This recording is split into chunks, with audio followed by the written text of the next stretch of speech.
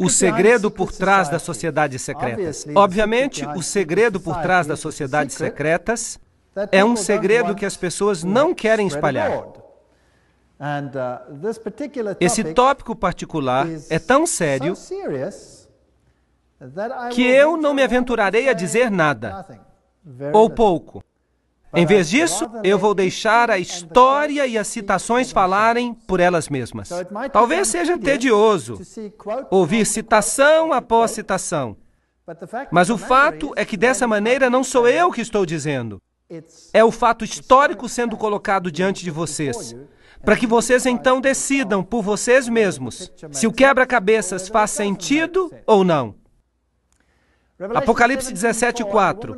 Achava-se a mulher vestida de púrpura e de escarlata, adornada de ouro, de pedras preciosas e de pérolas, tendo na mão um cálice de ouro, transbordante de abominações, e com as imundícias da sua prostituição. Há apenas uma única igreja no mundo inteiro que usa uma mulher com uma taça, e essa é a Igreja Romana. Aqui está a cidade do Vaticano. E aqui está uma mulher segurando uma taça. E ela é chamada Fides em todos os documentos. Fides. Agora, o que isso significa? Bem, vamos a uma boa fonte maçônica. Albert G. Mackay, o Manual da Cabana. Era um maçom de grau 33. E vai ficar claro o que isso significa. Ele diz: a mão direita tem em todas as eras sido considerada o emblema da fidelidade. E nossos antigos irmãos adoravam a divindade sob o nome de Fides, ou fidelidade, que era às vezes representada pelas duas mãos direitas unidas, e às vezes por duas figuras humanas, segurando-se mutuamente pelas mãos direitas. Numa foi o primeiro que erigiu o altar a Fides, sob o qual o nome da deusa dos juramentos e da honestidade era adorada. Então significa honestidade e fidelidade, mas é também o nome de uma divindade feminina. Agora, Apocalipse 17:5 chama essa instituição de a mãe das prostitutas. E Apocalipse 18:7, ela diz: eu me sento como rainha, eu não sou uma viúva, eu não lamentarei. Então ela pode ter perdido filhos durante a reforma, mas ela vai consegui-los de volta. Isaías 47:8, eu sou e não há nenhum além de mim, eu nunca serei uma viúva, ou sofrerei a perda de filhos. Ela vai controlar o mundo em um sentido espiritual. É isso que o poder diz. Agora, é interessante que o Vaticano, recentemente, em 5 de setembro de 2000, publicou o Dominus Iesus. Ela diz: as outras igrejas não são nossas irmãs. O Vaticano insiste. Deve sempre ficar claro que a única igreja santa, católica e apostólica universal não é a irmã, mas a mãe de todas as igrejas. O cardeal Ratzinger disse que ele é o cabeça da Inquisição. Eles não chamam mais de Inquisição. Eles agora chamam de a Congregação para a Doutrina e Fé. Mas é a mesma coisa. Ainda funciona no mesmo edifício. Agora, ela não é a irmã, mas a mãe de todas as igrejas. Isso quer dizer que todas as outras igrejas se sujeitam a ela, certo ou errado? É isso que ela diz. Em Apocalipse 13, 1 a 2, está escrito que o dragão lhe deu seu poder e seu assento e grande autoridade. Que declaração! Uau! O dragão lhe deu poder? Em outras palavras, esse poder vem de outra fonte. Mas, será que o catolicismo não prega o cristianismo? Sim, ele prega. Será que ele não prega Jesus Cristo como Salvador do mundo? Sim, ele prega. Mas ele também prega a mediação através de outros mecanismos e através da igreja. Agora, é interessante que nas sociedades secretas há sempre duas doutrinas. Uma para os iniciados e outra para os goyim, os não iniciados. E os cavaleiros templários tinham duas doutrinas. Uma era a doutrina interna, oculta, esotérica. E a outra era a exotérica. Essa doutrina externa era o catolicismo. Por isso as massas receberam uma religião que os internos viraram de ponta cabeça. Entre os internos do ocultismo, Lúcifer é o verdadeiro filho de Deus.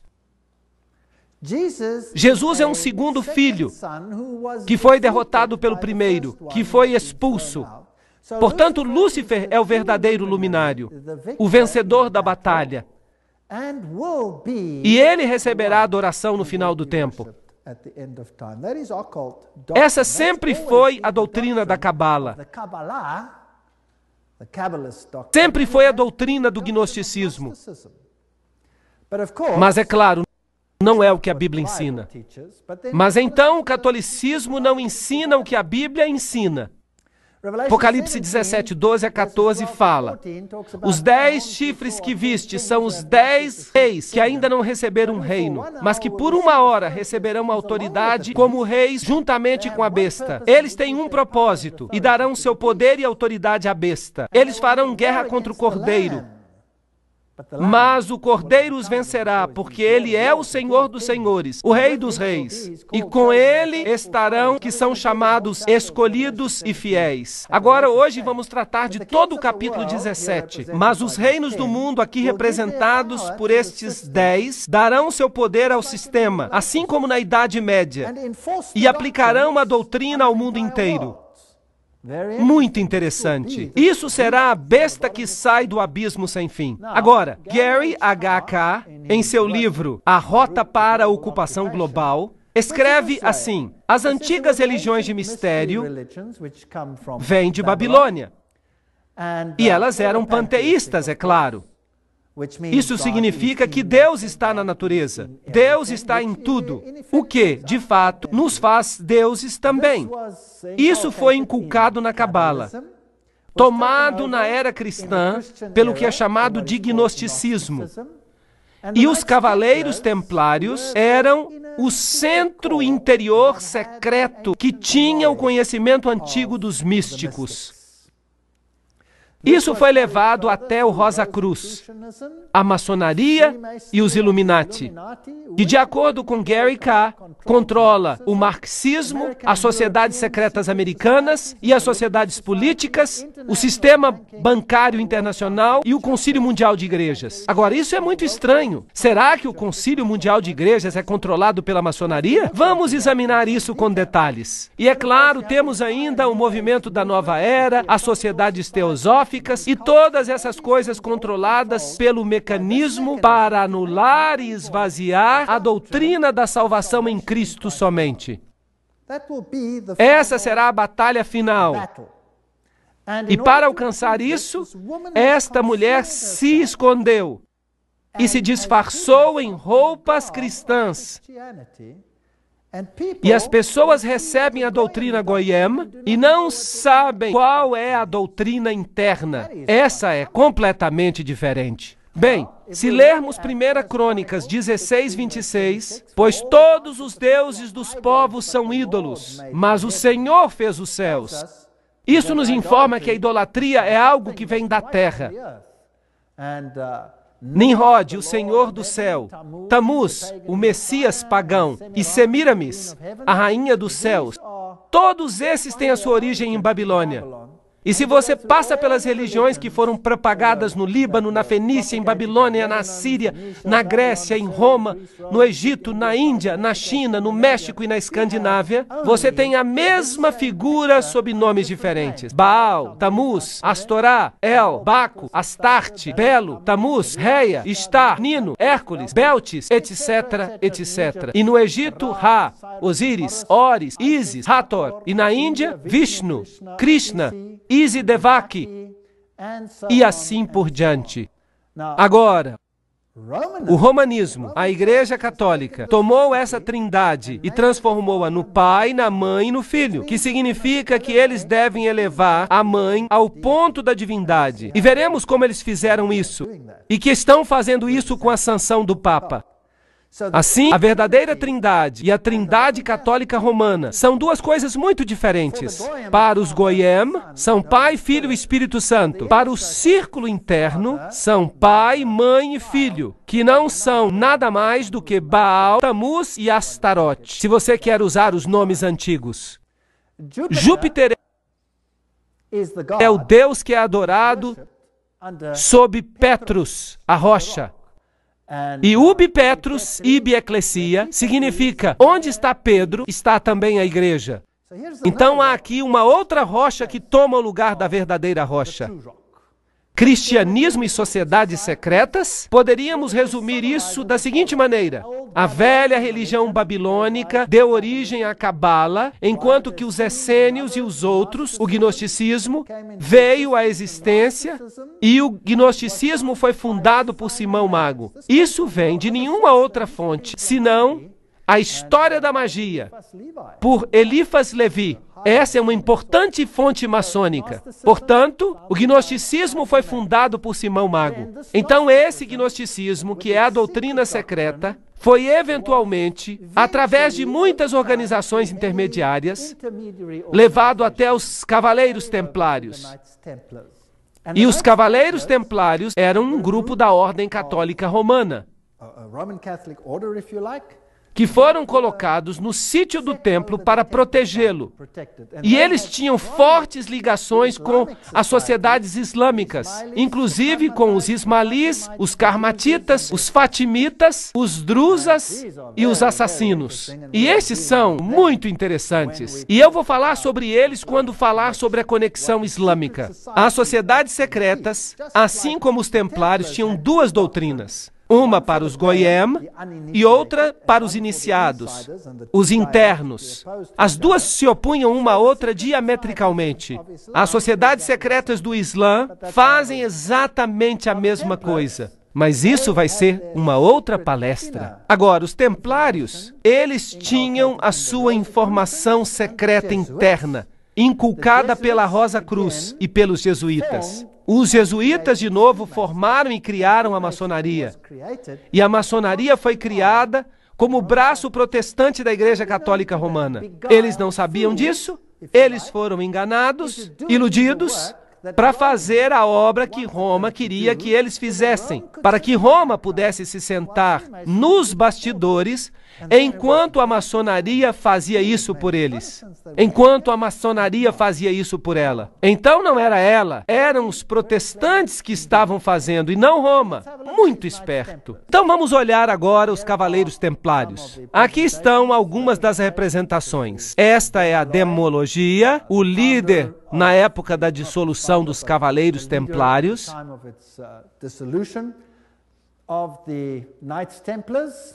Era assim que se vestiam. Esse é um dos seus símbolos. E é um símbolo usado para muitas igrejas hoje. Sabiam disso? Muitas igrejas carismáticas usam esse símbolo. Isso é fascinante. Os Testemunhas de Jeová usam esse símbolo também. Vou dar uma outra palestra sobre isso.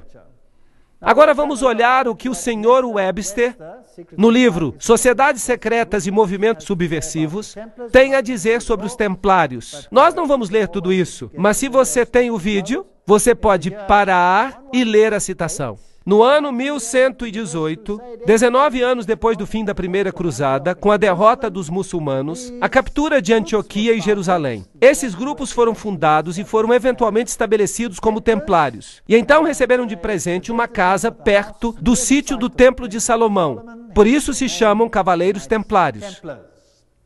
Eles se tornaram uma ordem muito poderosa e famosa que controlava as finanças do mundo.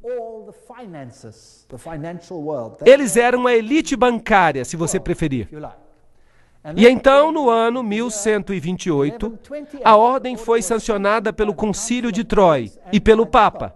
Era uma ordem católica romana dentro da igreja. Agora, alguns anos mais tarde, em 13 de outubro de 1307, essa ordem foi oficialmente terminada pelo rei da França,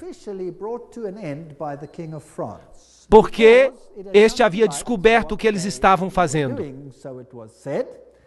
O rei da França, Philippe le Bel, prendeu os templários, data de sexta-feira 13, outubro de 1307. E desde esse dia, a sexta-feira 13 é um dia de azar para o mundo todo. E as acusações feitas contra eles eram: A cerimônia da iniciação à ordem era acompanhada de insultos à cruz, a negação de Cristo e obscenidades grosseiras. Havia todo tipo de coisas. Lembrança de Sodoma, pois aconteceu lá a adoração de ídolo, que era considerada a imagem do Deus verdadeiro. E ali estava Bafomé, este símbolo aqui de uma divindade, macho e fêmea, andrógena. A omissão das palavras da consagração na missa. O direito que os chefes leigos se arrogavam de dar absolvição e a autorização do vício não natural. Então eles tinham que amaldiçoar a cruz, pisar em Jesus, jurar aliança a Bafomé e sancionar esse vício pouco comum. Isso tudo era um crime sério naqueles dias. Então o líder foi sentenciado à morte, mas a ordem não desapareceu de fato. Mas o Papa ficou relutante em dizer isso. O ritual maçônico inclui referências aos cavaleiros templários. Por exemplo, aqui no livro Sociedades Secretas e Movimentos Subversivos, se diz: vários cavaleiros que tinham decidido resgatar o lugar santo da Palestina, dos sarracenos, formaram uma associação sob o nome de maçons, assim indicando que seu principal desejo era a reconstrução do Templo de Salomão. E a gente escuta muito sobre a reconstrução do Templo de Salomão hoje, e a história de Israel e essas coisas interessantes. Vamos falar um pouquinho sobre história. Vou levar a vocês a esse lindo palácio. Onde que vocês acham que ele fica? Fica em Jerusalém, fica em Notre Dame, no Vaticano, e é aqui que o Papa tem a sua representação em Jerusalém. É um palácio para um rei. Ali está a bandeira do Vaticano e há ali uma ala inteira que tem alguns artefatos papais muito interessantes. Agora, em Jerusalém, eu fui visitar o sítio dos cavaleiros. Aqui está o Palácio dos Cavaleiros, o patriarcado latino, onde eles tinham originalmente um sítio, e os cavaleiros do papado agora controlam esta área.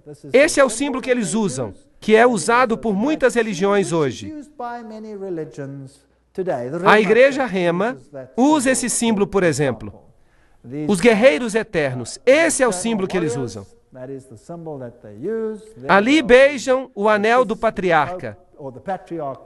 Eles se tornam cavaleiros, como os demais cavaleiros. E eles incluem proeminentes banqueiros e indivíduos. Dentro da igreja você tem, é claro, a estátua de Júpiter, como Pedro. Notem que o pé está bem beijado. Eu não queria beijar esse pé. Por isso eu só fiquei em pé ali. É uma igreja importante porque o Papa Paulo VI e o Papa João Paulo II visitaram esta igreja, que é, claro, altamente simbólico. Ali estão as placas do patriarca latino. Se vocês entrarem, há um altar interessante, e quando você olhar para o altar, você vai ver certas figuras ali. Esta é muito interessante. Vamos chegar mais perto. Conseguem ver a águia com duas cabeças? Esse também é um símbolo da maçonaria. Ali está, sobre o altar dos cavaleiros. E o que existe ali desse lado? Duas espadas seguras como uma bússola. Fascinante. Há muitas figuras maçônicas aqui. As penas da cauda, a águia, tudo lembrança do que você tem, por exemplo, no verso da nota do dólar. E todos esses outros círculos interessantes com o triângulo e com o sol ao redor dele. Os herdeiros dessa variação templária são os jesuítas. Agora, os jesuítas, é claro, são aqueles que por trás dos bastidores controlam muitas coisas. Eles foram fundados no dia 15 de agosto de 1534. Foram fundados por Inácio Loyola e foram sancionados pelo Papa no dia 27 de setembro de 1540. Então eles foram criados, por assim dizer, para enfrentar a reforma. Seu objetivo era destruir a reforma. Loyola queria que a ordem fosse a campeã da unidade católica. e, é claro, da submissão ao vigário de Cristo, o Papa. Isso era absolutamente essencial. Aqui você tem a instituição da organização de Loyola pelo Papa. Nesse dia particular. E há algumas analogias interessantes que nós encontramos aqui. Aqui, por exemplo, há uma analogia considerável entre os graus maçônicos e os jesuíticos. Os jesuítas também pisam no sapato, carregam o joelho, porque Inácio Loyola assim se apresentou a Roma e pediu a confirmação da ordem. Agora, tudo que eu falo tem uma citação junto. E se alguém ficar chateado com alguma coisa que eu disser, então telefone para as pessoas que disseram isso e fique chateado com elas, certo? Então é isso que faziam e é isto que a maçonaria faz. Então você tem aqui uma ótima ligação. Portanto, quem existiu primeiro? Os maçons ou os jesuítas? Os jesuítas existiram primeiro, claro. Deveriam obedecer como que a um cadáver. As constituições repetem 500 vezes que se deve ver a Cristo na pessoa do general. E se Deus lhe der um cachorro como general, você precisa obedecê-lo como se ele fosse o próprio Cristo. Aqui está a estátua de Loyola, num retiro jesuíta, Loyola em visão, a Sociedade de Jesus constituída na Capela de Notre Dame, em 1534, agora a Capela do Sagrado Coração, em Paris, com muitas incrustações ocultistas. E aqui está o famoso juramento jesuíta que cada jesuíta faz quando ele se torna um jesuíta. Isso vai nos dizer algo sobre o caráter dos jesuítas. Ele diz, eu, e aqui você coloca o nome, na presença de Deus e de todos os santos, juro que Sua Santidade o Papa é o vice-regente de Cristo e é o verdadeiro e único líder da Igreja Católica, etc. Também diz aqui que este poder lhe foi dado pelo Salvador, Jesus Cristo, que dá ao Papa o poder de depor reis hereges, príncipes, estados, comunidades e governos. Tudo é ilegal sem a sua sagrada confirmação. Então ele pode destruí-los tranquilamente. Portanto, um jesuíta jura que se um governo não se sujeita a Roma, ele pode ser o quê? Destruído. Eu também declaro que eu ajudarei e assistirei e aconselharei a todos os agentes de Sua Santidade, no lugar onde eu estiver, e farei o máximo para acabar com os protestantes hereges e com as doutrinas liberais. As doutrinas liberais são doutrinas pelas quais você decide em que você quer crer. Você se atribui a liberdade de tomar a sua própria decisão, em vez de permitir que o Papa faça isso por você. E isso será destruído, e todos os poderes pretensiosos. E não importa onde você me envie no mundo, eu obedecerei. E eu prometo que eu não terei minha própria opinião. Eu obedecerei como um cadáver. E eu farei guerra, secreta ou abertamente, contra todos os hereges, protestantes e liberais, como me for ordenado, para destruir e exterminá-los à face da terra. Eu não pouparei nem idade, nem sexo, nem condição. Eu enforcarei, matarei, ferverei, tirarei a pele, estrangularei e enterrarei vivo estes terríveis hereges. Arrancar-lhes-ei os estômagos e os ventres de suas mulheres. Esmagarei as cabeças de seus filhos contra a parede, para aniquilar para sempre essa raça desprezível. Parece mesmo uma promessa cristã, concordam? Uma promessa muito cristã. Será que eles fizeram isso? Bem, eles esmagaram as cabeças das crianças valdenses contra as rochas para fazerem com que seus pais se arrependessem. No Império Otomano, e essa é uma história interessante, na Sérvia, eles pegavam as crianças, eles as jogavam no ar e eles as amparavam com suas baionetas. Não eram pessoas boas. Agora, você pode dizer que era o Islã, que não eram os jesuítas. Podemos debater isso. Falaremos sobre isso em outro momento. E o juramento diz que se eles não puderem fazer isso abertamente, eles farão em segredo. É isso que um jesuíta jura.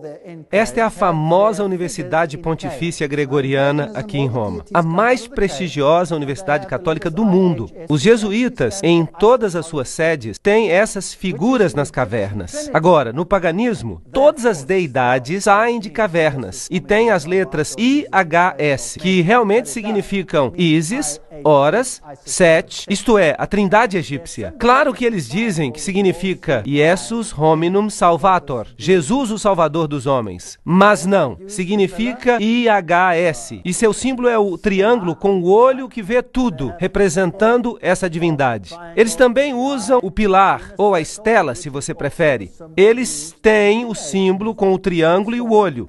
O círculo interior, que é também o símbolo usado no movimento da Nova Era. Nós já vimos que Gary K. diz que a maçonaria controla o movimento da Nova Era e que os jesuítas controlam a maçonaria, ou a criaram. Esta é a Universidade dos Jesuítas em Praga. No alto dela, eles têm Atlas, não Jesus Cristo. Se você for a uma sede jesuíta moderna, eu visitei esta. Às vezes eu sou chique. Ali estou eu, tirando foto, e dentro eles têm uma figura de Cristo. Mas este não é Cristo, é Atlas, segurando o mundo sobre os seus ombros, disfarçado. Eles têm esses símbolos contra a parede ali. Este símbolo é o símbolo de Hermes. Se você tirar a cruz, então você tem o símbolo de Ísis. Temos aqui símbolos pagãos. Esses símbolos estão ali desde que foi construído, etc, etc. Ali simbolismo, Maria. O M é o M maçônico. O triângulo, Réia, a deusa. Aqui está uma igreja na Alemanha, uma catedral. Dentro você vê esse círculo com uma cruz nele. As espadas cruzadas. Tudo usado pela maçonaria. Agora, se voltarmos até a antiga Síria, essa era uma cruz proeminente, uma cruz maltesa, vem do antigo paganismo. Eles têm o símbolo das estrelas aqui, duas estrelas, uma sobre a outra, e duas cruzes, uma sobre a outra. Eles têm o compasso com uma lua, um símbolo com uma estrela nele, que é o símbolo que o Islã usa, por exemplo. Eles têm o calendário solar e a tríplice coroa. Tudo isso é usado pelo papado. As cruzes de cabeça para baixo representam a vitória de Cristo. Martelos e compassos e foices são símbolos que prevalecem no mundo. Ali está Jesus, em pé sobre o crânio e os ossos cruzados, que é o símbolo de Júpiter, o deus Júpiter, que é Lúcifer. De novo, cruzes de cabeça para baixo. Esta é uma catedral muito importante na Alemanha. Se você for lá, você vai encontrar Janos de duas cabeças. E então você vai ver essa assim chamada estátua de Davi, mas claro que não é Davi. É o deus Pan, porque ele tem a flauta de Pan na mão. E Davi não tinha flauta de Pan. Então eu tentei encontrar o lado negro de Pan, porque há o lado claro e há o lado negro. E eu encontrei, aqui está, esse com cascos, na mesma catedral. Eles escondem o seu simbolismo oculto. E se você entrar e logo na entrada, você descobre isso aqui. Este é o deus Anubis, que não tem nada que ver com o cristianismo. Ali está ele de novo. Mas agora você tem a fênix, que se ergue das próprias cinzas. E você tem o símbolo de Júpiter e um monte de outros símbolos. Aqui e do lado da capela, você tem todos os símbolos do zodíaco, servindo a várias divindades como Marte, Aquário, etc. E a maçaneta é um yin e yang. Isso não tem nada a ver com o cristianismo. Eles usam o símbolo do compasso e Júpiter e o símbolo Quirro e o símbolo PX aqui, que você encontra em virtualmente cada denominação cristã sobre a face da terra, a fênix se levantando das cinzas, o pavão, todos símbolos de Lúcifer. Aqui você tem o PX com um círculo com um ponto nele. E você diz para você mesmo, mas este não é um símbolo cristão? Não, este é um símbolo de Horus. Isso nada tem que ver com o cristianismo. Vamos perguntar a Albert Mackay, um maçom do grau 33. Ele vai nos dizer o que o símbolo significa. O ponto dentro do círculo é um interessante e importante símbolo da maçonaria. O símbolo é realmente uma alusão linda, mas estranha ao culto ao sol e introduz para nós pela primeira vez essa modificação entre os antigos que adoravam o falos. Então este é um símbolo bastante nojento. Ele tem que ver com os órgãos masculinos. Uau! E nós estamos tirando isso da boca do cavalo. Então, o que significa o PX? Vamos à melhor fonte maçônica do mundo. O livro Morais e Dogma, página 292. E caso você não me creia, eu tirei uma xerox para que você possa vê-lo. Este é o cajado de Osíris.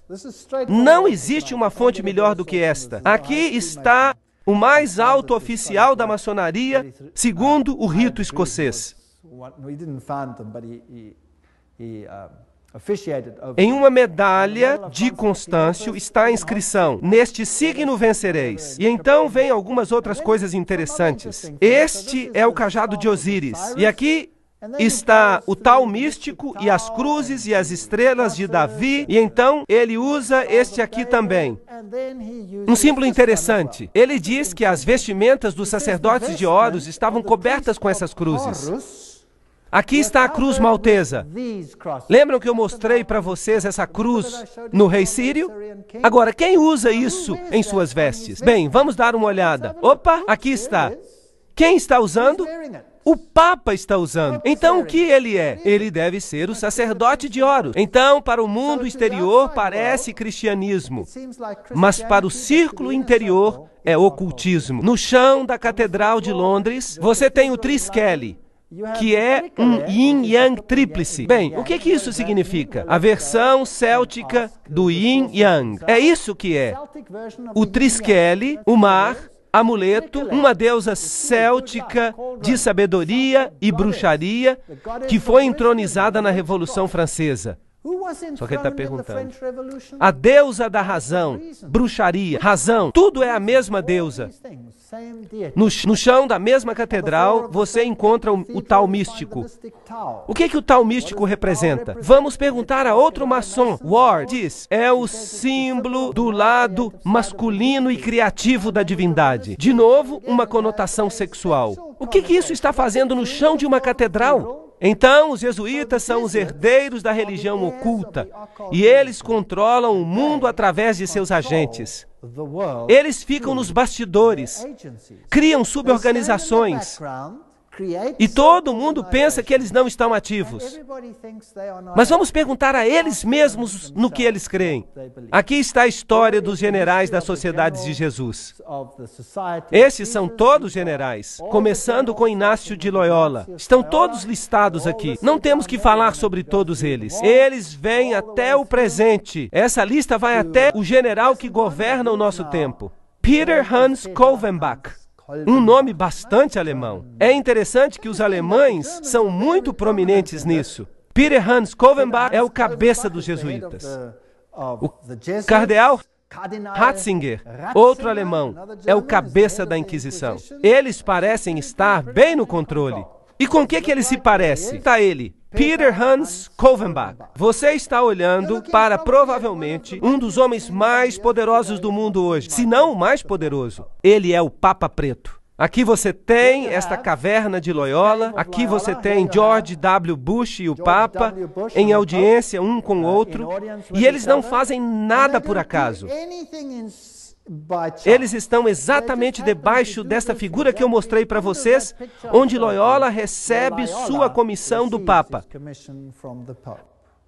Agora, a cerimônia de investidura e o juramento extremo dos jesuítas, em um cartão de catálogo. Aqui está. Você aprendeu a planejar cuidadosamente as sementes da inveja e do ódio entre as comunidades, províncias e estados que estavam em paz, e a levá-los às obras de sangue, a envolvê-los em guerras uns com os outros, e a criar revoluções e guerras civis nos países que são independentes e prósperos, cultivando as artes e as ciências, e desfrutando das bênçãos da paz, a ficar dos lados dos combatentes e agir secretamente em comum com seu irmão jesuíta, que pode estar engajado do outro lado, mas abertamente se opor àquilo que você pode querer, de modo que a igreja possa ser a vencedora no final, nas condições fixadas nos tratados por paz, e que os fins justificam os meios. Uau! Isso é a ciência de Hegel. 2 pontos pontos de vista opostos, o pensamento dialético, você faz guerra um com o outro e você os esfrega uns contra os outros até que nada sobra. Isso é chamado tese e antítese.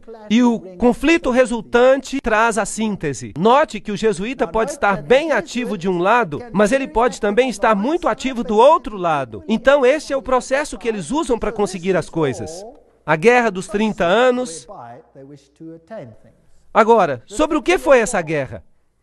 O objetivo, o alvo, era a guerra se tornasse uma guerra de aniquilação. Além disso, era possível para eles permitir que a paz fosse concluída com países, com governos rebeldes que tinham imposto uma lei que dizia que os jesuítas não mais deveriam mostrar a cara. Vocês sabiam que os jesuítas foram expulsos de virtualmente todos os países, inclusive dos países católicos, porque eles eram tão decisivos? Os reis católicos não podiam expulsá-los. Se um rei católico ousasse expulsar um jesuíta, aquele país era destruído.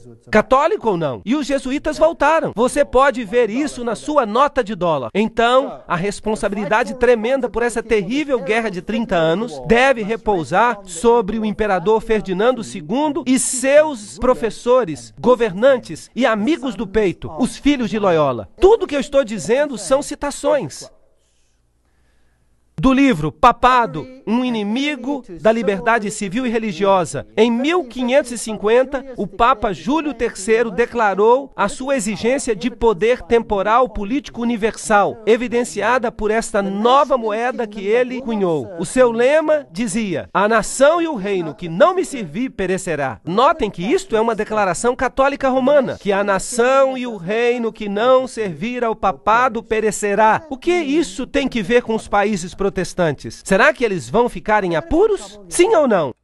Eu digo que sim, eles vão ficar em apuros. Tomás de Aquino,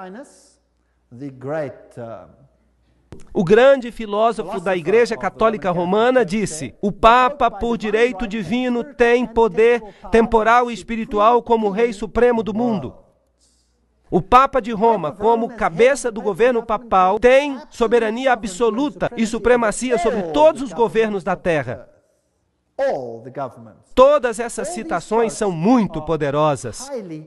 Não há nada medíocre nessas citações, e elas vêm das principais fontes. O direito de depor reis é inerente à soberania suprema do Papa, como vice-regentes de Cristo, exercendo domínio sobre as nações. O cardeal Henry Manning, em 1892, era o arcebispo de Westminster. Portanto, ele está no controle de todas as nações do mundo. Agora, é interessante que a Bíblia nos fala que essas palavras foram colocadas na cruz de Cristo. Jesus de Nazaré, Rei dos Judeus. Você pode ler isso em João 19:19. Mas no crucifixo católico romano estão as palavras INRI escritas. Mas se você olhar no dicionário Webster, significa Jesus Nazareno, Rei dos Judeus. Mas no juramento extremo dos jesuítas, significa algo totalmente diferente. Significam Justum necare reges impios, que significa, é justo exterminar ou aniquilar os reis ímpios ou hereges, governadores, governantes. Esse é um ponto interessante. Agora, uma outra coisa que eles querem fazer é destruir o protestantismo. Nós acalentamos no fundo de nossos corações este princípio, que qualquer coisa que não nos unir deve ser destruída. E nós estamos prontos para fazer isso. Então, logo nós tenhamos os meios para, com todas as energias, aplicar esses princípios. O protestantismo já está em decadência, está afundando e perecendo. Sim, nosso destino é contribuir para a sua última agonia, marchar contra esse esqueleto quebrado e espalhar os ossos. Oh, que nós nos apressemos na dissolução com os nossos esforços fortes e unidos. E então eles escreveram: o protestantismo está se tornando decomposto, está caindo aos pedaços. Nós estamos começando a ganhar os seus homens mais importantes. Isso faz parte do plano secreto. Estes são os piores dos católicos, os inquisidores, os jesuítas. Eles são simplesmente o exército romano romano pela soberania terrestre do mundo no futuro, quando o pontífice de Roma será o imperador. Será como um feudalismo universal e eles serão os mestres. Isso está sendo planejado. Isso é o que representa. Eles talvez nem acreditem em Deus. Do livro Os Irmãos Karamazov. Tudo isso são citações. O general dos jesuítas insiste em ser o mestre, o soberano dos soberanos. Onde quer que os jesuítas entrem, eles serão os mestres. Custe o que custar. Sua sociedade é, por natureza, ditatorial e, portanto, ela é o inimigo irreconciliável de toda autoridade constituída. Do livro 50 anos da Igreja de Roma, escrito pelo padre Chiniquy. O próprio Inácio Loyola diz: o poder do general será sem limites. Tudo o que ele achar necessário para honrar a Deus, ele terá mesmo poder de mandar voltar ou mandar em outras direções aqueles que vêm diretamente dos papas. Então esta é uma ordem poderosa. Friedrich von Hardenberg disse: nunca antes na história do mundo houve uma sociedade assim. O próprio Senado romano não fazia tramas para dominar o mundo com grande certeza de sucesso. Eles querem o domínio mundial com um papa entronizado como único governante. Lafayette, um católico romano, disse: é minha opinião que se as liberdades deste país, os Estados Unidos da América, forem destruídas, elas o serão pela sutileza dos sacerdotes jesuítas católicos romanos, pois eles são muito perigosos, são inimigos da liberdade civil e religiosa. Foram eles que começaram a maioria das guerras da Europa. Aqui nós temos gente importante falando. Morse, o inventor do código Morse, ele disse: e quem são esses agentes? Eles são, na maior parte, jesuítas. Uma ordem eclesiástica proverbial no mundo por sua duplicidade e total falta de escrúpulos morais. Uma ordem tão habilidosa nas artes do engano que mesmo nos países católicos, na própria Itália, essa ordem se tornou intolerável e todas as pessoas querem eliminá-la. Esse é outro homem importante. O arquiduque Maximiliano Francis disse: eles penetraram tão insidiosamente nas cortes e nas intrigas dos estados que eles devem, com justiça, ser reprovados por tentarem alcançar o domínio mundial. E nós podíamos continuar aqui, mas esta é uma citação importante. Aqui está Michelangelo Tamburini, o general dos jesuítas, falando ao Duque de Brancas: meu senhor, desta sala eu governo não apenas Paris, mas China. Não apenas a China, mas o mundo inteiro, sem ninguém ficar sabendo que eu governo. Interessante. É isso que os próprios jesuítas dizem. O confessor do Papa tem que ser um jesuíta. O próprio Papa tem que vir a um jesuíta para confessar. E tudo que eu estou falando são citações. Esta aqui é de João Batista Janssens. Ele governou de 1946 a 1964. Ele parece um elegante cavalheiro, muito alegre.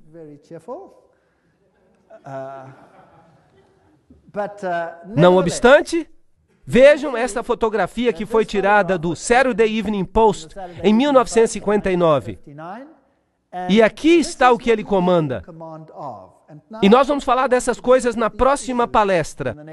Ele controla as seguintes sociedades secretas: a Ordem Militar Soberana dos Cavaleiros de Malta. Então é ele quem manda nos Cavaleiros de Malta. A Loja Maçônica Shriners, segundo o rito escocês. A Ordem dos Illuminati. Os Cavaleiros de Colombo. Os Cavaleiros da Ku Klux Klan. Benai Berit, a Nação do Islã e seu exército particular chamado os Frutos do Islã, a Comissão da Máfia, o Opus Dei, junto com várias outras irmandades menores. Então cada uma dessas seitas secretas, cada uma dessas sociedades secretas é controlada pelos jesuítas. E como eles as controlam? Qual é seu objetivo? E quem é membro, por exemplo, dos Cavaleiros de Malta? E quem hoje é membro dos Cavaleiros de Colombo? Quem é membro do Benai Berit? Quem controla os Frutos do Islã? Quem controla a Opus Dei? Quem controla Skull and Bones? E todas as outras sociedades secretas? Qual é a sua agenda? É isso que precisamos descobrir. Lembrem-se que Roma quer recuperar domínio total. E se eles são o centro da teologia templária, então eles querem controlar o mundo para o dragão, não para Jesus Cristo. O dragão lhes deu seu poder e seu trono e sua grande autoridade. Isso é assustador. E esse poder pode estar dominando o seu país como ele domina o meu. Mas as boas novas é que Jesus predisse isso. Nós lemos no Apocalipse, ele diz que não importa quanto eles se associem, não importa quanto eles tramem, o reino vai para quem? Vai para Jesus. Apenas esperem. Portanto, não há nada a temer. Na próxima sessão, eu mostrarei para vocês as sociedades secretas e eu mostrarei quem são os seus membros. Como falamos na sessão anterior, este é João Batista Jansen, um dos maiores generais da Sociedade de Jesus.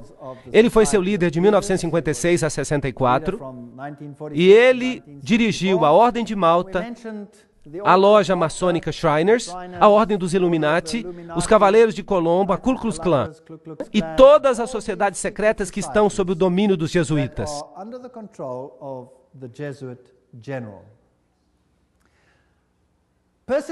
A perseguição à Igreja Católica na Alemanha foi dirigida apenas contra os elementos que não se submeteram inteiramente à centralização crescente da autoridade na Igreja e no Estado.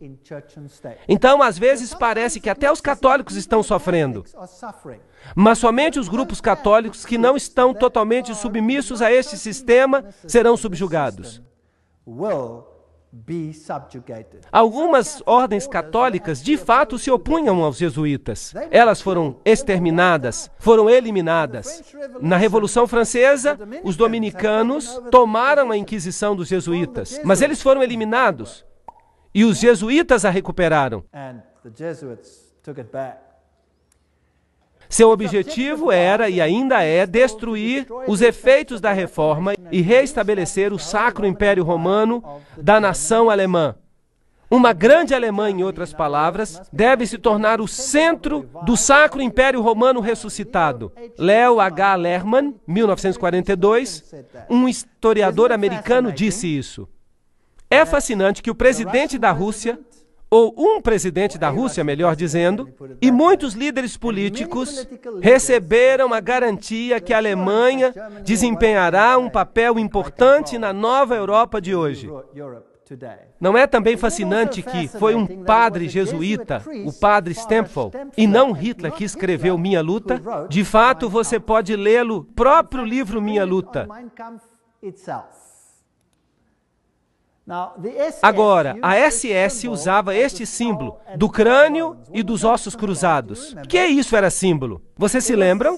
Era o símbolo de Júpiter, o deus da morte. Era também o símbolo de Osíris, que era o deus da morte. Anubis era simplesmente uma outra forma de Osíris. Ele era o deus da morte. Ele é o deus dos mortos. Mas Jesus disse, eu sou o Deus dos vivos. Eu não sou o Deus dos mortos, eu prefiro servir ao Deus dos vivos.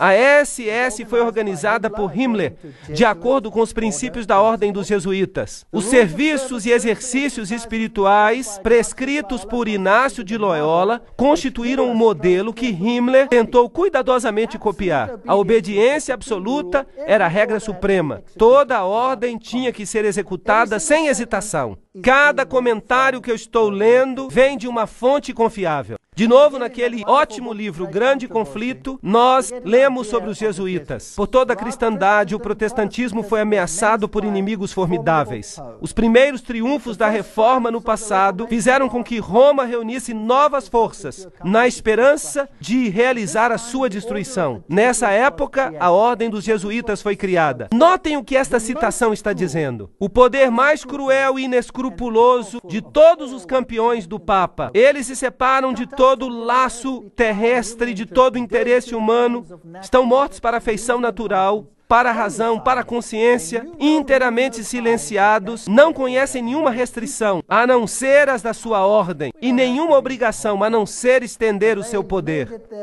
Nós não precisamos ler a citação toda. Percebemos que o que eles queriam era destruir o protestantismo. A ordem dos jesuítas, portanto, representa a corporificação de um sistema que busca domínio político e temporal. E sobre o mundo inteiro. Você pode me dizer, a China não se sujeitará. Bem, nós já lemos uma citação pelo general jesuíta em que ele disse que ele controla a China. Quem controla o comunismo? Os jesuítas o criaram e, portanto, eles o controlam. Eles praticaram isso na América do Sul. Eles praticaram e o instituíram ali. Muito interessante. Este é o conde von Hohenbrüch, em 1911, um nobre alemão e ex-jesuíta que diz essa mesma coisa. Qual é o objetivo, então, dos jesuítas? De acordo com eles, eles só buscam a maior glória de Deus. Mas se você fizer um exame, você vai descobrir que o seu objetivo é o domínio mundial. São eles que dominam o mundo. Uma citação após a outra. Além disso, o Papa tem milhares de agentes secretos no mundo inteiro. Eles incluem os jesuítas e os cavaleiros de Colombo, os cavaleiros de Malta, Opus Dei e outros. O Serviço Secreto do Vaticano e seus agentes de campo não ficam em segundo lugar para ninguém. Mesmo Dave Hunt, o historiador batista americano, diz isso. Então vamos dar uma olhada em algumas dessas instituições. Vamos começar pela maçonaria. O livro The Grand Design Exposed diz: a verdade é, os jesuítas de Roma aperfeiçoaram a maçonaria para que ela se tornasse a mais eficiente e magnífica ferramenta, realizando seus propósitos entre os protestantes.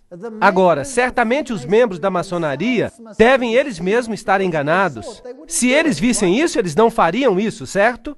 Bem, de fato, a ordem está sendo usada e eles mesmos estão sendo enganados. E só nos altos escalões da hierarquia da ordem, os escolhidos é que sabem. E eles são controlados pelos jesuítas de Roma. Muito esperto, para obrigar o protestantismo a fazer o que você não pode fazer abertamente, porque o próprio protestantismo disse que você é o anticristo. Então, tudo isso é interessante. Este é um castelo templário e uma igreja na ilha de Maiorca, na Espanha, e ali, de novo, você tem a águia de cabeça dupla, e você pode ir a qualquer igreja naquela ilha, e você vai ver a águia de cabeça dupla nos altares dessas igrejas. Como eu já disse, Adam Weishaupt foi o fundador do jacobinismo, e ele é também o fundador dos Illuminati. De uma faculdade jesuíta em Ingolstadt, saiu uma seita conhecida como os Illuminati da Bavária, fundada por Adam Weishaupt. Seu fundador nominal, contudo, parece ter desempenhado um papel subordinado, embora conspícuo na organização da seita. Vejam vocês, eles usam fachadas. Agora, aqui estão dois generais jesuítas. Este é o general Ritchie e este é o general Ledochowski. E muito interessante, este aqui, 1773 a 1814, governou durante a supressão da ordem. Agora, notem que foi o próprio Vaticano que suprimiu os jesuítas de 1773 a 1814. O que aconteceu com o Vaticano naquela época? Ele recebeu a ferida mortal, foi levado para o exílio e morreu. Não está certo? Então, quem deu a ferida mortal ao papado? Foi a própria ordem da igreja. Foi uma luta pelo poder. E ele criou nessa época os Illuminati. Foram criados por Weishaupt. E é claro, ele é também o pai do comunismo moderno. Ele que com os jacobinos realizou a Revolução Francesa. Anos depois, o general jesuíta Ledochowski, com os seus bolcheviques, dirigiu a Revolução Russa em 1917. A mesma coisa que tinha acontecido com a outra revolução. Depois eu falarei sobre isso quando eu der uma palestra sobre as revoluções e as guerras e os ditadores, mais tarde na série. A maior autoridade francesa nos jesuítas, Edmond Paris, disse: a Revolução Russa, pela eliminação do czar, protetor da Igreja Ortodoxa, não decapitou o grande rival e ajudou a penetração da Igreja Romana? Precisamos reagir enquanto o ferro está quente. O famoso Russicum, a Faculdade Russa de Roma, foi criada em 1929 e seus missionários clandestinos levaram as boas novas a esse país cismático. 100 anos depois de sua expulsão pelo czar Alexandre I, os jesuítas tentaram conquistar o mundo eslavo. E será que o pobre mundo eslavo sofreu? Eles foram massacrados aos milhões. A história mostra o que aconteceu lá. Quando Stalin, provavelmente um dos maiores assassinos em massa de todos os tempos, fez isso. Frederico o Grande, chamado assim na Rússia, fez com que os mais elevados graus das constituições maçônicas do antigo rito fossem revividos. E ele mesmo escreveu a Constituição sob o guia do general jesuíta. A Enciclopédia da Maçonaria, de Albert G. Mackay, diz que ele mesmo fez isso. Interessante. E agora notem isso. Essa fonte é inacreditável. Aqui está Isis desvelada pelo próprio Blavatsky, o autor da doutrina secreta. Ela diz que os ritos são a geração dos filhos de Inácio de Loyola. O direito escocês e todos esses trabalharam sob as instruções do general dos jesuítas. Então, quem controla a maçonaria? Os jesuítas, não há nenhuma dúvida disso. Aqui nós confirmamos a investidura do cavaleiro templar maçom nos conselhos da dita ordem da cavalaria, e esperando e confiando que ele diminuirá para conduzir a glória de IHS, o Altíssimo e Poderoso Deus, e honrará a marca que nós recomendamos. Aqui está um ritual da maçonaria que é totalmente jesuíta. Então, os jesuítas controlam a maçonaria. Aqui está um templo da maçonaria, em Oklahoma.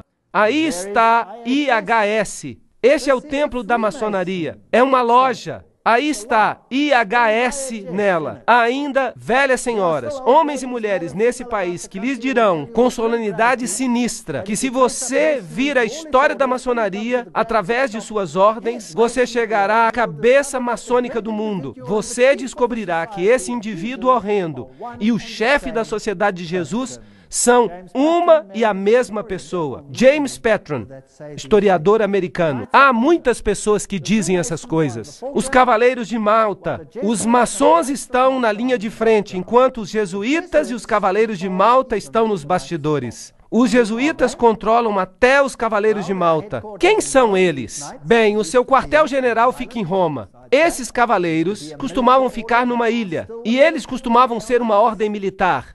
Bem, eles ainda são uma ordem militar. Eles são cavaleiros. Eles controlam o sistema bancário do mundo, a indústria dos complexos militares do mundo. Eles supervisionam o banco Chase Manhattan, com todas as suas filiais. Eles governam todos os serviços secretos, a KGB, a CIA, todas essas coisas procuram restaurar a idade das trevas. Tudo que eu estou dizendo é citação. Eu não estou falando nada de mim. Não me acuse de dizer nada. Eu só estou lendo. Quem são eles? Bem, aqui está o cabeça dos Cavaleiros de Malta nos Estados Unidos. Bem, agora ele está morto. Este é Francis Joseph, o cardeal Spellman, cardeal de Nova York. E o seu quartel-general é a Catedral de São Patrício, a Diocese de Nova York. Ali há vários. Aqui está o cardeal Terence Cook. Ali está o cardeal O'Connor. E, correntemente, o cardeal arcebispo de Nova York, Edward M. Egan. Agora vamos dar uma olhada nos membros dos Cavaleiros de Malta. Isso vai ser interessante. Alguns do passado e alguns do presente. O general Alavena, George Anderson, James Jesus, Angleton, Roberto Alejos Arçu, Andrew Bertie, Bobst, Charles Joseph Bonaparte. Esse nome lhe diz alguma coisa? Príncipe Valério Borghese, Borghese, Dr. Barry Bartley, Nicholas Brady, Pat Buchanan. Esse nome lhe diz alguma coisa? James Buckley, Prescott Bush Jr. Esse nome lhe diz alguma coisa? Frank Capra, William Casey. Esse nome lhe diz alguma coisa? Cia, Gustavo Cisneros, o cardeal Terence Cook, Gerald Coughlin, Garta Deloach, Giscard d'Estaing. Esse nome lhe diz alguma coisa? Presidente da França, Bill Donovan, Alan Dulles, Avery Dulles, Edward Egan. Esse é claro o próprio cardinal. Franz Egon, John Farrell, Flanagan, Flynn, Galley, Gallen, Gorman, Grace, General Alexander Hay. Esse nome lhe diz alguma coisa? Otto von Habsburg, uau! Conrad Hilton, Heinrich Himmler, ele era um dos cavaleiros de Malta. J. Edgar Hoover, JBI, homem da CIA, Joseph Kennedy, Ted Kennedy, Larkin, Lerman, Lorenzo, Lute, Henry Lute, fundador de todas as grandes revistas, da Time Magazine e de todas elas, grande magnata da publicação, George MacDonald Manhattan. Vejam os nomes, todos eles, O'Neill, Ortiz, Franz von Papen, o legado que trabalhou com Adolf Hitler, Perón, Roca. A lista continua. Frank Shakespeare, Martin Shea, até mesmo Frank Sinatra era um cavaleiro de Malta. Então, são homens proeminentes que fazem parte dos cavaleiros de Malta. E os cavaleiros de Colombo? O fundador dos Cavaleiros de Colombo é o padre Michael McGivney. Ele viveu por pouco tempo, então ele morreu. Morreu muito jovem, aos 38 anos de idade. Ali está o emblema. E este é o seu site oficial. Você pode entrar nele e olhar. E você vai descobrir coisas fascinantes. O que é isso? Oi! Você se lembra do que é isso? Um feixe de varas que você já viu na Revolução Francesa e bem ali no Manifesto dos Direitos Humanos. O que ele é? Fásquia. E há uma garlândia ao redor dela. O que isso significa? Todo o poder pertence a um homem. Quem será esse homem? Quem os Cavaleiros de Colombo, fundados por um sacerdote católico romano, querem ver no poder? O próprio Papa. Os Cavaleiros de Colombo, fundados em New Haven, Connecticut, em 1882, já são considerados fortes, com 300 mil. Somente católicos romanos podem entrar. A iniciação ao serviço ocorre em 4 graus. Trata-se do coração e da alma da política. Você não pode entrar na política se você não tem o selo de aprovação desses camaradas. O fato é bem conhecido no maquinário político e para os políticos não católicos, cujo candidato deve receber a aprovação de Roma e dos cavaleiros antes que possam ser nomeados para qualquer cargo, mesmo a presidência. A principal função dos Cavaleiros de Colombo é política. Sim, política jesuítica. Livro Uma Ameaça à Nação, de Jeremias J. Crowley. Isso foi uma citação. Essas são acusações sérias. Ali estão eles com sua fásquia. Isso vai se tornar cada vez mais claro à medida que continuarmos. E vocês percebem aonde nós estamos chegando.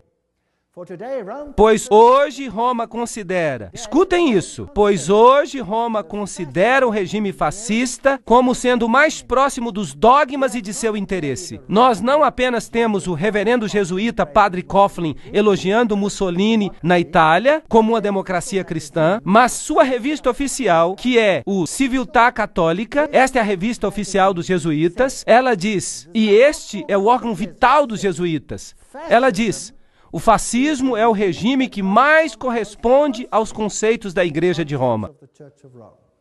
Isso é assustador. Você percebe que o controle aumenta cada vez mais? Você está percebendo que isso está acontecendo?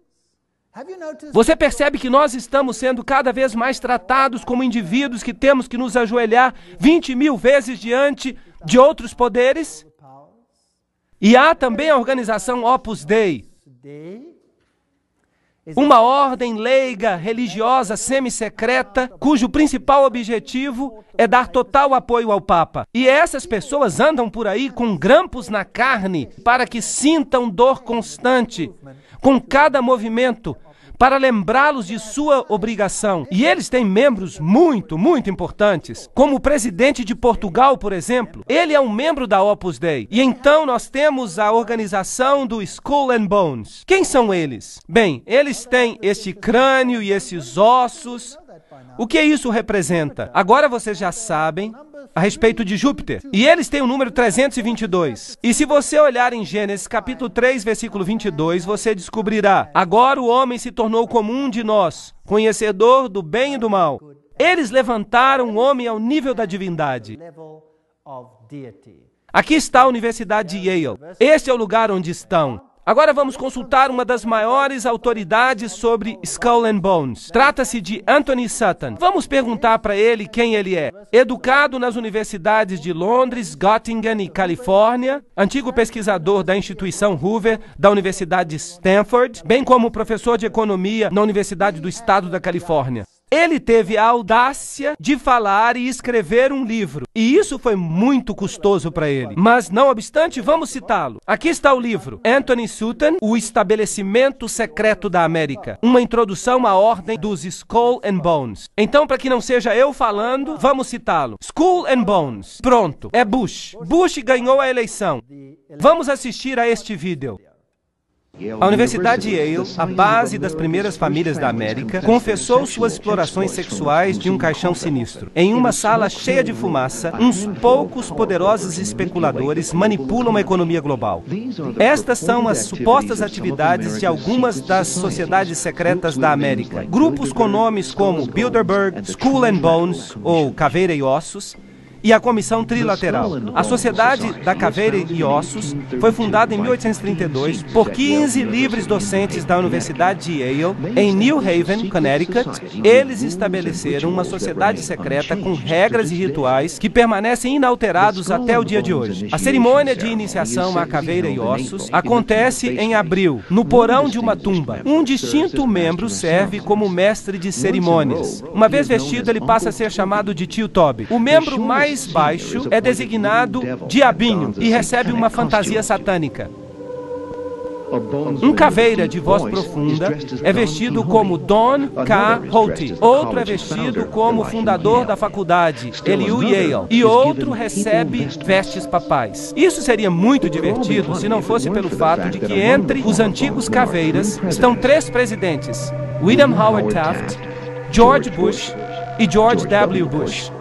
Inúmeros senadores e embaixadores, industriais como William Whitney, agentes da CIA, oficiais do Departamento de Estado e o magnata das publicações Henry Lucy. Exige-se segredo absoluto. Na sua autobiografia de 1999, George W. Bush dedica apenas uma frase a seu período na Caveira e Ossos. Quando eu era um formando, eu me filiei à Caveira e Ossos, uma sociedade secreta, tão secreta que eu não posso falar mais nada. O segredo, de acordo com alguns pesquisadores, está ali para proteger o fato de que a Caveira e Ossos consegue levar seus iniciados a posições de poder e influência. O caveira mais conhecido é o ex-presidente George Bush, que, de acordo com a tradição, jamais admitiu ser um membro. Senhor presidente, você é um membro da Caveira e Ossos? Peça-lhe que deixe a sala.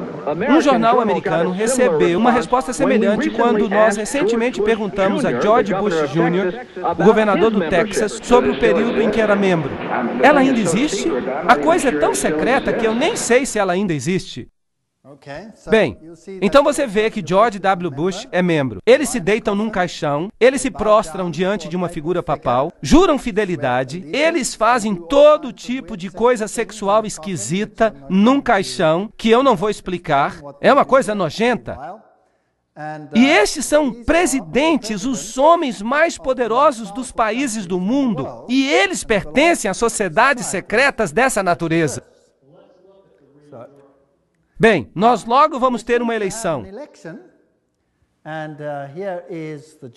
E aqui está um jornal alemão, Financial Times, Alemanha, fevereiro de 2004. Ele confirma que Kerry, o líder da oposição, que vai concorrer contra George W. Bush, também é membro da Caveira e Ossos. Então, para que votar se os dois candidatos pertencem ao mesmo partido? O que são essa gente e o que elas fazem, nós vamos ter que ver nas próximas palestras. A ordem, o que ela é e como ela começou.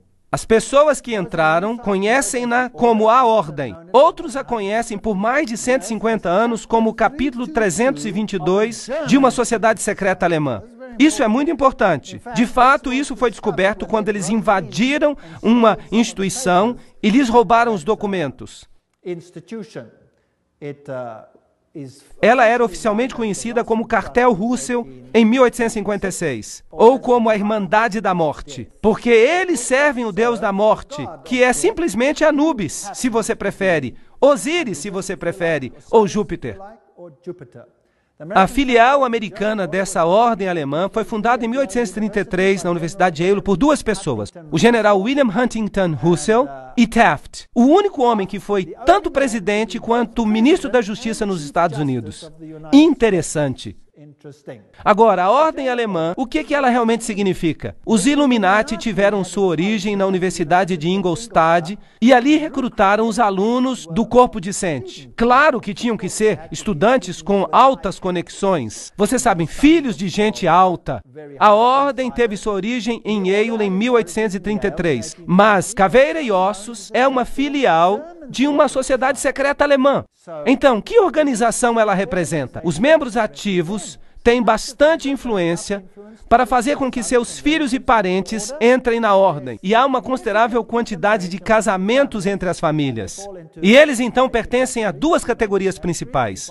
Pertencem à velha linha de famílias americanas e pertencem às famílias que têm grande riqueza. Quando um novo membro é iniciado na ordem, disse que hoje à noite ele morrerá para o mundo e nascerá para a ordem. Assim ele se referirá a ela. A ordem é um mundo em si mesmo, no qual nós temos um novo nome e 14 novos irmãos de sangue, também com novos nomes. Agora, há também uma filial britânica que foi estabelecida em Oxford, na faculdade de All Souls. E a filial britânica é chamada o Grupo. Então, a Caveira e Ossos não é apenas um. Você tem um grupo americano e um grupo europeu também. Então, o grupo se conecta com a filial judaica, através dos Rothschilds, o círculo interior. E essa, então, é uma organização secreta mundial que tem os indivíduos mais elevados na indústria, no governo, em todos os aspectos da vida. E eles são, de fato, os governantes mais proeminentes do mundo de hoje. E se falamos da sede alemã da sociedade, então falamos dos Illuminati. E George W. Bush disse que havia 1000 pontos de luz iluminando o mundo naquele momento. É interessante que a ordem escreve muitas constituições. Os membros também escrevem constituições. Por exemplo, Archibald MacLeish, que é um membro da Caveira e Ossos, ou era. Ele escreveu a Constituição da Unesco. Agora nós vamos ter que falar da Unesco. Vamos descobrir o que é. Igrejas, o Seminário Teológico da União, está sob o controle da Caveira e Ossos. Um seminário muito interessante. Nós vamos falar com mais detalhes depois. As principais firmas de advocacia, de comunicação, da indústria, a Casa da Moeda, e tudo isso controlado pela ordem. É assim que o capítulo 322 opera. Há um centro interior. Percebam que isso de fato é o olho que tudo vê, a beirada do olho. Mas há algo mais. Há um centro interior, há um círculo interior, há um círculo exterior, há um círculo atlântico. O Clube da Boêmia, notem bem, o Clube da Boêmia é parte da Caveira e Ossos, a Sociedade de Peregrinos, a Ordem da Penumbra, o capítulo 322 da Ordem, a Comissão Trilateral, tudo isso fica junto. Você pode de fato falar assim, o Conselho de Relações Exteriores, as Nações Unidas, os Bilderbergs, o Clube de Roma, o Instituto Real de Assuntos Internacionais e a Comissão Trilateral, com os Illuminati controlando tudo dentro, formando basicamente uma mesa redonda. Agora vocês viram que o Clube da Boêmia faz parte do pacote. Agora, o que é o Clube da Boêmia? Bem, aqui está a Gruta da Boêmia. A edição de 2 de agosto de 1982 da Newsweek relatou, e aqui está uma outra citação, o acampamento de verão mais prestigioso do mundo, a Gruta da Boêmia, está agora funcionando 75 milhas ao norte de São Francisco. Fica numa floresta, é uma fortaleza, mas, estranhamente, a gente consegue penetrar mesmo em fortalezas. E um jornalista disposto conseguiu entrar. Os 2.700 acres furiosamente guardados é uma extensão de campo do Clube da Boêmia, uma instituição ultra exclusiva somente para homens de São Francisco, à qual o presidente republicano desde Herbert Hoover pertence. Isto é apenas uma citação. Esta é a cerimônia da Gruta da Boêmia, que foi fotografada, que foi filmada. Claro que estava escuro, muito secretamente por um jornalista que causou a maior confusão. Agora, você consegue ver pouca coisa neste slide. Então, eu vou explicar para você o que está acontecendo. Nesta floresta, os homens aparecem nus. Nus! Eles têm que andar pelados. De fato, alguns membros deixaram a sociedade porque eles estavam cansados de caminhar nus. Agora, imaginem, todos os presidentes dos Estados Unidos foram membros da Gruta da Boêmia. Os sacerdotes se vestem em vestimentas papais. Eles reverenciam uma coruja, porque a coruja vê na escuridão. Ela tem iluminação. Eles adoram a natureza. Eles dizem, a beleza nos envolve agora, e nós a adoramos. Esta é a natureza. É culto à natureza. E eles honram a coruja e se prostram diante dela. Essa é a pior forma de paganismo. Existem outros rituais sobre os quais eu não quero falar. Eles acontecem entre esses homens pelados. E se vocês lerem suas Bíblias, vocês vão descobrir que aqueles que adoravam em grutas eram chamados de pervertidos. Eles eram pessoas de alta posição e estavam entre os mais altos da sociedade. E periodicamente vinha um bom rei e fazia uma limpeza, mas então eles voltavam ao poder. Este é o culto à natureza, este é o culto a Pan, este é o culto a Lúcifer. E os presidentes do mundo são membros. Vamos agora ver o vídeo da Gruta da Boêmia.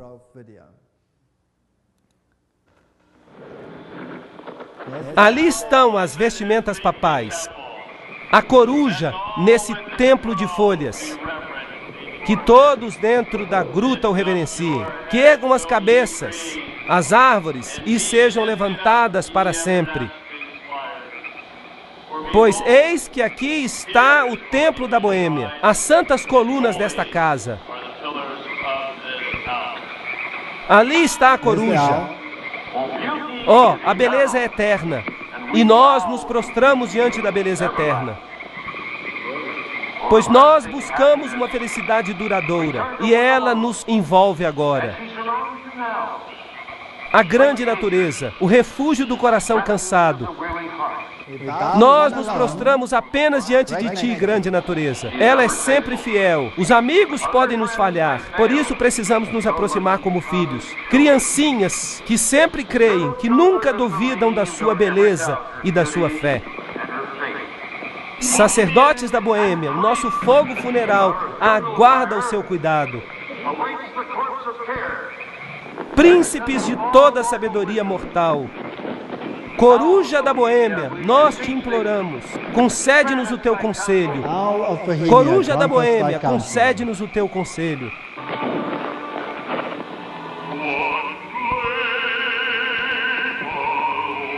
Bem, isso é só a parte do ritual que mostra que é culto à natureza. Culto condenado pela Bíblia. E contudo, quem são os membros? Vamos continuar.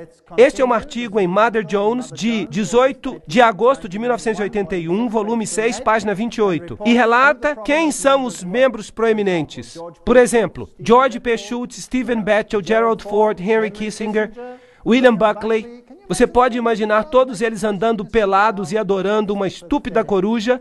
Isso não é patético? Fred Hartley, Griffin, Haywood, Coors, Teller, Ronald Reagan, Clausen, George Bush, William French Smith, etc., etc., etc. É patético. Modus operandi da ordem.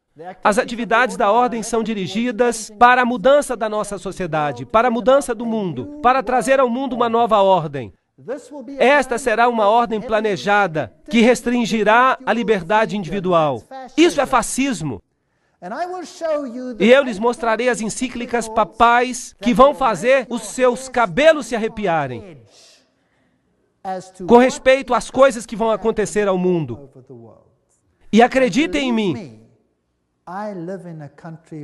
eu moro num país onde isso está sendo implementado. Você pode ver isso acontecendo todo dia. É assustador. Mas você não precisa ter medo do que está acontecendo. Se você sabe por que está acontecendo, você não vai se desesperar. Mas há milhares que estão atirando na própria cabeça porque não conseguem mais tolerar isso. 4.000 fazendeiros expulsos de sua terra, assassinados apenas no meu país. Perderam tudo, perderam a esperança, atiraram em suas próprias cabeças, exterminaram suas famílias inteiras, porque é melhor para elas morrerem do que viverem com isso. E vocês sabem o quê? Você dá uma palestra como esta, e você mostra o que está nos bastidores, e você sabe o que acontece? Eles se enchem de esperança, porque eles percebem que não é uma coisa que eles não compreendem. Uma vez que eles começam a entender a figura total, eles recebem esperança e eles dizem, uau!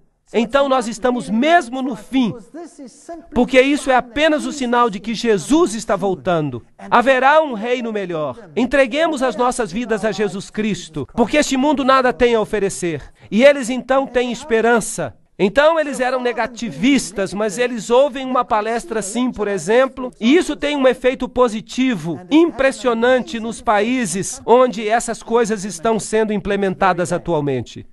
Nenhuma constituição vai proteger você contra isso. Eles controlam a educação. Eu mostrarei isso a você nas próximas palestras. Controlam o dinheiro, a lei, a política, a economia, a história, a psicologia, a filantropia, a medicina, a religião, a mídia. Nada escapa ao seu controle. E lembrem-se, eles não pertencem nem à esquerda nem à direita. Eles controlam os partidos da direita e os partidos da esquerda. Controlam os dois, é o princípio de Hegel. É a lógica de Hegel. Lembrem-se que tanto Marx quanto Hitler, os extremos de esquerda e direita, são apresentados como inimigos, mas eles evolveram do mesmo sistema filosófico, o sistema de Hegel. Eu estou citando um dos principais pesquisadores deste campo. Isso nos faz gritar de angústia intelectual por causa dos marxistas e dos nazistas. Lembram-se que os jesuítas nos disseram que eles devem servir de um lado e de outro? Lembram disso? Que eles devem criar conflito dos dois lados? O conflito dos opostos é essencial para causar a mudança. Isso eles querem. Hoje, esse processo pode ser identificado na literatura da Comissão Trilateral, na qual a mudança é promovida e a administração do conflito. Você já ouviu essa frase antes? Tudo bem, o conflito é essencial. O Estado é absoluto. Então, o Estado deve ter total controle. Isso significa que as pessoas devem abrir mão dos seus direitos para o Estado. Vocês estão vendo isso acontecer nos Estados Unidos atualmente? Claro que sim. Então, o Estado pede completa obediência. Um indivíduo não existe para si mesmo, nesses assim chamados sistemas orgânicos, mas somente para desempenhar um papel na operação do Estado. É isso que acontece também sob o nazismo. Tanto Hegel quanto Kant são filósofos por trás desse sistema. E eu fico atordoado. Eu estava na Europa há 4 semanas, na Alemanha, e os líderes, o presidente da Alemanha, eles saíram e colocaram garlândias em frente das tumbas dessas pessoas e disseram: sua filosofia tornou uma nova Europa possível. Eles os honraram. Que coisa terrível. Eu quase digo satânica. Essa é a filosofia. O princípio dos Illuminati de que o fim justifica os meios é também o princípio do grupo e da ordem, que é a caveira e ossos. Isso significa que você pode fazer qualquer coisa, não importa quão prejudicial, desde que você alcance o seu objetivo. Há um círculo externo, um círculo interno, um círculo central. Tudo isso, o Conselho das Relações Exteriores está no círculo externo. A Comissão Trilateral, é claro. A Comissão Trilateral foi fundada por David Rockefeller. Ela tem 200 membros no mundo todo. A Operação Bundy, ativismo para uma nova ordem global. George W. Bush, que era membro da Caveira e Ossos, lembram-se? Ele diz, é uma grande ideia, uma nova ordem mundial, na qual diversas nações se aproximam numa causa comum. Somente os Estados Unidos têm tanto a importância moral e os meios para apoiá-la. E então, vocês acham que eles estão tentando fazer com que todos os países do mundo formem um sistema? Sim ou não? Vocês acham que é possível que eles estão dando o seu poder à mulher que está montada sobre eles? Quem é que parece controlá-los? Os jesuítas. E a quem dizem os jesuítas devem o poder pertencer? Ao Papa. Não está certo? Tudo bem. E quem vocês acham que quer uma nova ordem mundial mais do que qualquer outra pessoa? O Papa. Isso não é interessante? Bem, aqui está ele. A nova ordem internacional por causa da paz. Quando? 3 de janeiro de 2004. Foi o seu discurso de novo ano, dedicado a pedir a implementação de uma nova ordem mundial. Cidade do Vaticano, 1º de janeiro de 2004. João Paulo II começou o novo ano insistindo que a paz é possível e também que é uma obrigação. E ele pediu uma nova ordem internacional. CNN, o que você tem a dizer? O Papa pede uma nova ordem mundial. Quinta-feira, 1º de janeiro de 2004. Cidade do Vaticano. O Papa João Paulo II falou no novo ano, na quinta-feira, com um chamado de renovação para a paz no Oriente Médio e na África, e a criação de uma nova ordem mundial baseada no respeito pela dignidade do homem e a igualdade entre as nações. O que ele disse? Neste ano, o Papa João Paulo II dirigiu seus pensamentos para os conflitos que acontecem ao redor do mundo. Mas ele enfatizou que vai trazer paz, que precisa haver um novo respeito pela lei internacional e a criação de uma nova ordem internacional baseada nos objetivos das Nações Unidas. Ele pede uma ordem que seja capaz de arranjar uma solução adequada para os problemas de hoje, baseando-se na dignidade do ser humano, isto é, nos direitos humanos. Em um desenvolvimento integral da sociedade, na solidariedade entre as nações, ricas e pobres, na partilha dos recursos e nos extraordinários resultados do progresso científico e técnico. Vocês sabem, partilha de recursos, vocês já ouviram isso antes?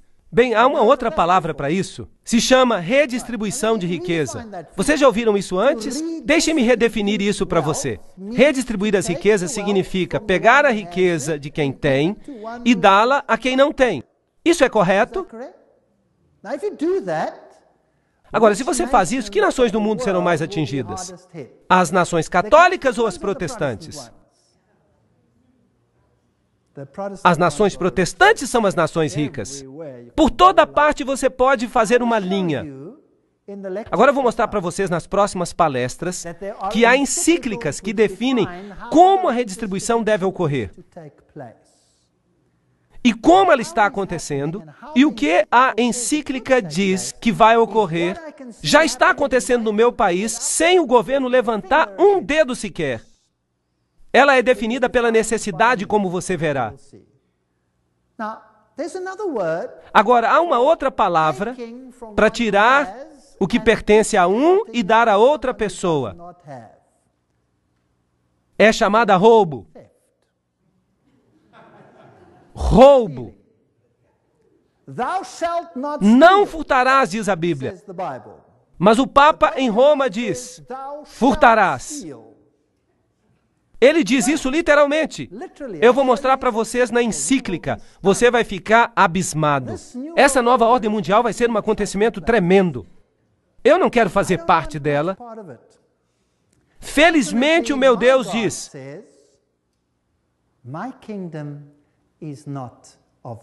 o meu reino não é deste mundo. Se fosse, eles lutariam por mim. Mas não é deste mundo. O meu reino é lá de cima. Você deve colocar os seus tesouros lá. Você deve colocar o seu coração lá. E porque eu vivo onde eu vivo, eu consegui me libertar daquilo que eu ganhei. Porque eu sei que ele não significa nada. Vocês sabiam que no meu país, se você sair de férias e você se demorar, quando você voltar, a sua casa já está ocupada e você não pode expulsar os invasores, mesmo que a casa seja sua. Vocês sabiam disso? Porque eles necessitam, portanto, eles têm o direito de invadir, mesmo que não seja deles. E isso não é piada, isso é fato. É assustador, mas quem se importa?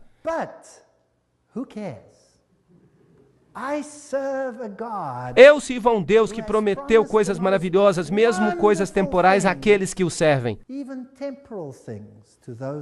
Promessas maravilhosas. Vou preparar-vos um lugar, e eu voltarei, e vos levarei para que estejais onde eu estou também. Na casa do meu pai há muitas moradas. Eu irei. De fato, não significa moradas, significa mansões. Deus preparou coisas que fariam com que as coisas deste mundo se tornem insignificantes. Então que eles tenham o seu reino, que eles tenham a sua diversão, porque o meu Deus diz que este mundo vai acabar e que o reino de Deus reinará para sempre.